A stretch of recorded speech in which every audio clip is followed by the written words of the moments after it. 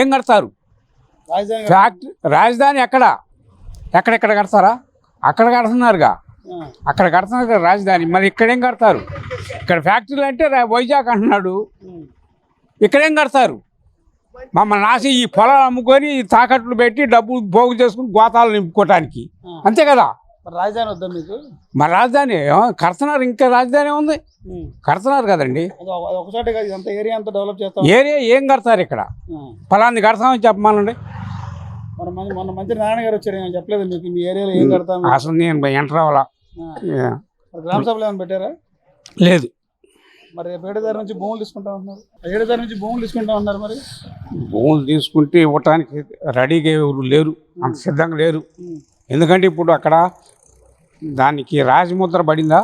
రాజధాని అనేది అమరావతి రాజధాని రాజముద్ర పడిందా?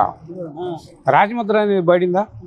ఒక మాట చెప్పండి. మొన్న మోడీ గారు కూడా వచ్చారు, రాజముద్ర పడిందా?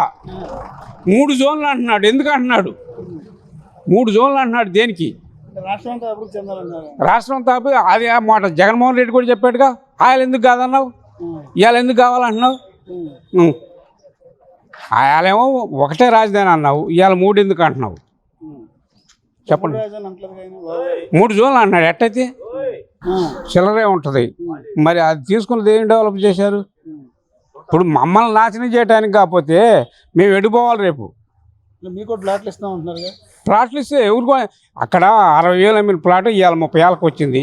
రేపు అదే 30,000కు ఇక్కడికి వచ్చారు 15,000గా. ఇప్పుడు మాది 3 కోట్లు అమ్మిన పొలం ఇవాళ రోజు 1.5 కోటి అంటున్నారు. ఎందుకు పడిపోయింది? ప్లాట్ వాల్యుయేషన్ పడిపోయింది, ఇక్కడ పొలం రేటు పడిపోయింది. 1 కోటి రూపాయలు అమ్ముతున్న భూములు ఇప్పుడు అని చెప్పి అంటున్నారు. 3 కోట్లు అమ్మిన పొలం ఇక్కడ ప్రకటించక ముందు ఇప్పుడు ఇవాళ 1.5 కోటికి వచ్చింది. ఎందుకు వచ్చింది? అక్కడ ఎప్పుడైతే ప్లాట్లు ఇదైతే పడిపోయిందో ఇక్కడ ఆటోమేటిక్గా ల్యాండ్ రేట్ కూడా పడిపోయింది. అది ఏం చెప్తారు రైతులకి? మీ అభిప్రాయం ఒక రైతాంగంగా ఏం చెప్తారు గవర్నమెంట్కి? నాకైతే ఇష్టం లేదు. అభివృద్ధి వద్దా మీకు?